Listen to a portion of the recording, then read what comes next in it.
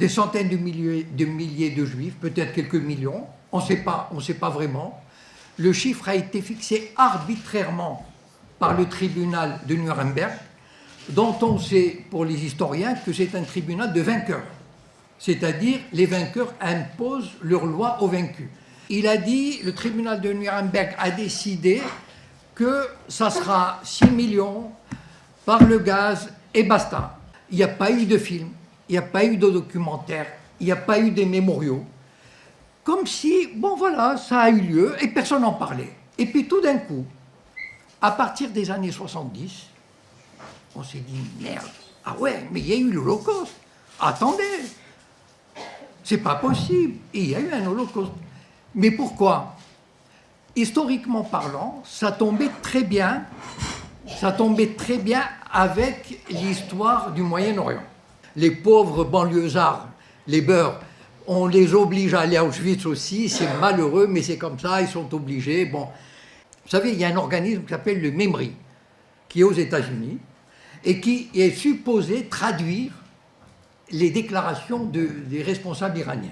Évidemment, il les traduit à sa manière particulière. C'est-à-dire, ils disent toujours, d'ailleurs, vous demandez presque à n'importe qui suit un petit peu l'actualité, dans son esprit, l'Iran veut exterminer le peuple juif, veut exterminer Israël. Voilà. C'est-à-dire un second holocauste. Et donc, le fait de marteler cette idée, ça fait pénétrer dans la tête des Occidentaux que l'Iran veut commettre un nouvel holocauste. On a fait de l'holocauste une nouvelle religion. J'en rigolais avec un camarade tout à l'heure dans la voiture, parce qu'il m'a dit qu'il enseignait les religions. Je lui ai dit, tu sais, il y a une nouvelle religion qui est apparue, hein, c'est la religion de la Shoah. Et avec un succès extraordinaire. Pourquoi? Donc, parce que c'est une religion, c'est une vraie religion, avec un catéchisme, c'est-à-dire, vous savez, quand on répète les règles. Mais il y a des dogmes, il faut les accepter. Eh bien, la Shoah, il y a eu 6 millions. Basta. Chambre à gaz, basta. Voilà. Un culte, on célèbre, c'est un peu comme les religieux, les prières, etc. Un culte. Des martyrs, des saints, des miraculés, des reliques, des hagiographies, des auteurs et des exégèses, des temples et des cathédrales. Pour la religion de la Shoah, il y a un blasphème. C'est-à-dire, si tu dis quelque chose qui ne correspond pas au texte, tu as blasphémé. Les aumônes, je vais en parler après, des réparations, pour effacer les péchés. La SNCF française a déboursé 60 millions d'euros récemment. Il y a une religion avec ses tribunaux, c'est la Sainte Inquisition, les mécréants, les révisionnistes, qui iront en enfer, et les justes. Faurisson, il a commencé à... Vous savez, quand on voit ces vidéos, on se pose vraiment des questions sur les chambres à gaz. Parce que, bon, enfin, en tout cas, je ne vais pas développer, mais il suffit d'aller voir ces vidéos pour comprendre que, bon, c'est pas très clair. Voilà. C'est le moins qu'on puisse dire. Et l'antisémitisme dont ont souffert les Juifs en Europe, il n'est pas si inexplicable que ça.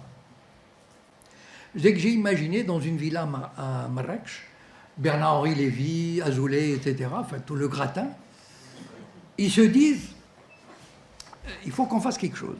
C'est-à-dire, vous savez, les sionistes ont toujours comme aux échecs, c'est-à-dire les champions d'échecs, ils ont toujours 1 ou 2 coups d'avance. Donc, bon, voilà, il faut qu'on trouve quelque chose pour notre propagande.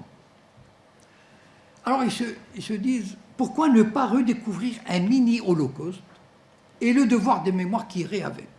Je raconte comment le lobby va travailler au Maroc et en France pour construire ce mini-holocauste, faire de cette petite tragédie qui a eu lieu en 1961, si un citoyen marocain de bonne foi, parce qu'il a un cœur généreux, il est humain, il est tolérant,